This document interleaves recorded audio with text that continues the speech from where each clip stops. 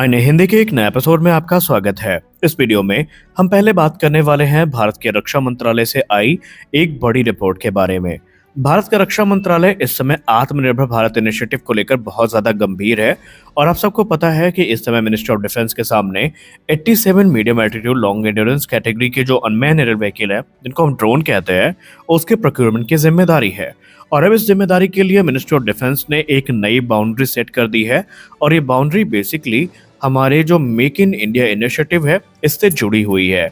आप सबको पता है कि भारत के रक्षा मंत्रालय ने पहले भी कहा है कि जो 87 की संख्या में हम ड्रोन खरीद रहे हैं, इनमें अधिक से अधिक जो इंडिजिनस कंपोनेंट हैं उनका यूज होना चाहिए और अब यही चीजें हमें देखने को मिलेंगी। हाल ही में जो अपकमिंग रिक्वेस्ट फॉर प्रपोजल आने की बात हुई है उसमें ये चीजें बताई गई हैं कि मिनिस्ट्री ऑफ डिफेंस न सिर्फ इन एयरक्राफ्ट की अब पूरी तरीके से इंडिजिनस मैन्युफैक्चरिंग पर बात करने वाला है, बल्कि जो सेंसर्स अभी तक खाली सोर्स किए जाते थे उन्हें भारत में असेंबल कर दिया जाता था, अब ये चीज़ें भी नहीं चलेंगी। अगर हम मीडिया संस्थान की बात करें तो मीडिया रिपोर्ट्स में बताया जा रहा है कि टेंडर में इस चीज़ को मैंडेट कर दिया गया है कि ये जो अनमैन एरियल प्लेटफॉर्म है ये बेसिकली भारत में बनाए भी जाएंगे और ये कॉम्प्रिहेंसिव ट्रांसफर ऑफ टेक्नोलॉजी के साथ आएंगे, जहां पर ना सिर्फ एयरफ्रेम प्रोडक्शन शामिल होगा बल्कि जितने भी क्रिटिकल सब सिस्टम है जो ट्रेडिशनली ओरिजिनल इक्विपमेंट मैन्युफैक्चरर की तरफ से रिटेन किए जाते हैं उनको भी भारत में बनाया जाएगा।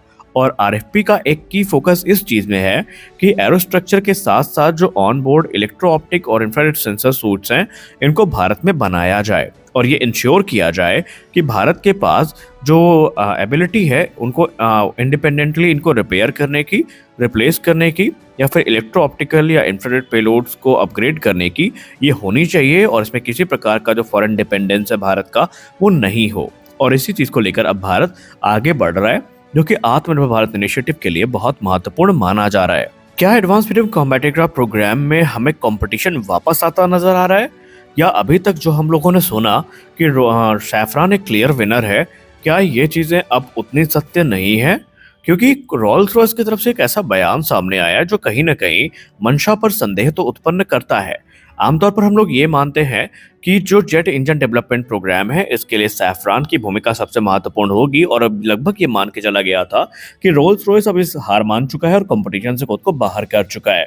लेकिन रोल्स रॉयस ने एक बार फिर से जोरदार वापसी करके ये इंडिकेशन दे दिया है कि वो ना तो इस प्रोग्राम से बाहर हैं और ना ही उन्होंने अभी हार मानी है।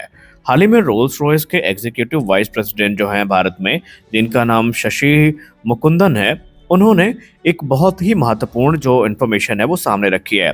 उन्होंने मीडिया को संबोधित करते हुए ये कहा कि रोल्स रॉयस न सिर्फ भारत में नेक्स्ट जनरेशन एरो इंजन्स को बनाना चाहता है बल्कि वो बहुत बड़ी इन्वेस्टमेंट करने की तैयारी भी कर रहा है। जी हाँ, उन्होंने कहा कि कंपनी भारत में एक बड़े इन्वेस्टमेंट को प्लान कर रहा है और जिसके अंतर्गत वो इंडिजिनस इंजन मैन्युफैक्चरिंग जो भारत की है उसको सपोर्ट करने वाला है, जो मुख्यतः advance medium combat aircraft program से जुड़ी है और advance medium combat aircraft program को वो टॉप प्रायोरिटी में रखते हैं।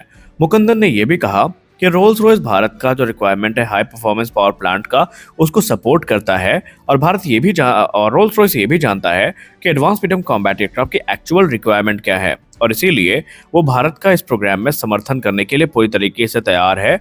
और उन्होंने कहा कि हम भारत के साथ सिर्फ एक फाइटर जेट इंजन बनाना नहीं चाहते बल्कि हम एक ऐसे स्ट्रेटेजिक रिलेशनशिप को फॉर्म करना चाहते हैं जो भविष्य में इस प्रकार की एरोस्पेस और नेवल प्रोपल्शन टेक्नोलॉजी को बनाने में एक दूसरे की मदद कर सके। उन्होंने रोल्स रॉयस की यूनिक स्ट्रेंथ को भी हाईलाइट किया, जहां पर उन्होंने ये कहा कि कंपनी दुनिया या ग्लोबल इंजन मैन्युफैक्चरर्स के उस ग्रुप में काफ़ी महत्वपूर्ण स्थान रखती है जो कि काफ़ी छोटा है और वो भारत को ये प्रदान कर सकती है जो भारत चाहता है। उन्होंने कहा कि हमारे पास जो कैपेबिलिटी है उसको देखकर भारत भी इस चीज़ को लेकर इंश्योर है कि अगर हम आते हैं तो हम उस काम को काफ़ी बारीकी से कर सकते हैं। खैर, इन सब चीज़ों को अगर हम दूर हट के बात करें तो क्या रोल्स रॉयस के चांसेस हैं? देखिए, जब तक डील फाइनलाइज नहीं हो जाती सबके चांसेस हैं और हर कोई कम्पीट कर सकता है। लेकिन अगर हम प्रैक्टिकली देखें तो रोल्स रॉयस के साथ प्रोग्राम को आगे बढ़ता देखना शायद अभी एक जल्दबाजी होगी, क्योंकि सैफरान का जो होल्ड है वो बहुत मजबूत है और सैफरान को प्रोग्राम से बाहर निकालना इतना आसान तो बिल्कुल भी नहीं होने वाला है जितना रोल्स रॉयस ने सोच रखा है। पर फिर भी अगर हम कंपैरिजन करें तो यहाँ पर ऑफर को देखकर आप समझ जाएंगे और आप भी अनुमान लगा पाएंगे कि कौन किसके लिए बेहतर है। रोल्स रॉयस का जो ऑफर है उसमें मुख्यतः जो EJ200 पर आधारित इंजन है उसकी बात की गई है, जबकि सैफरान के साथ भारत ने ऑलरेडी जो अपना एक नेक्स्ट जनरेशन कोर वाला इंजन है उसको भी प्रस्तावित कर लिया है। तो देखते हैं फाइनल डिसीजन क्या होता है भारत सरकार का। हमारी अगली बड़ी अपडेट आ रही है डिफेंस एक्विजिशन काउंसिल की मीटिंग से। जी हाँ, आज डिफेंस एक्विजिशन काउंसिल की तरफ से एक बड़ी मीटिंग आयोजित करी गई है जिसमें भारतीय थल सेना, भारतीय वायुसेना और नौसेना के जो बड़े प्रोग्राम्स हैं इनको मंजूरी दी गई है। शुरुआत करते हैं भारतीय थल सेना के प्रोग्राम्स को दी गई मंजूरी से।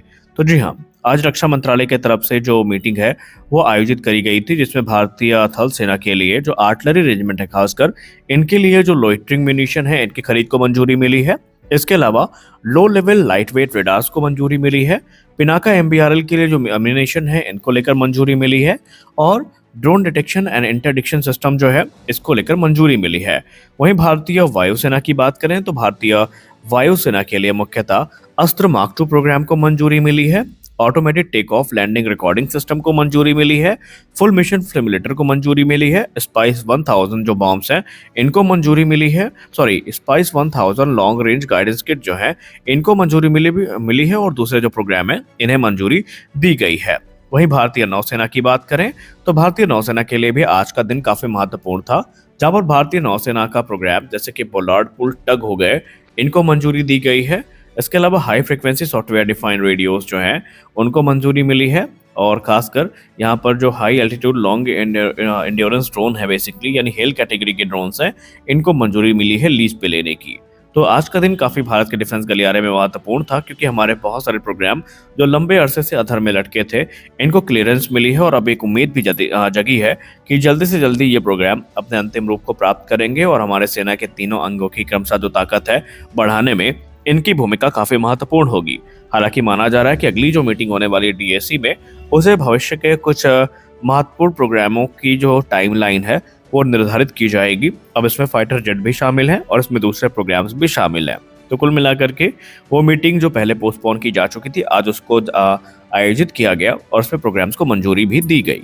हमारी अगली बड़ी अपडेट रोस्टेक कॉर्पोरेशन को लेकर के। रोस्टेक ने एक ऐसे अनाउंसमेंट कर दी है जिसके बाद से भारत के डिफेंस गलियारे में एक बड़ा हड़कंप मच गया है।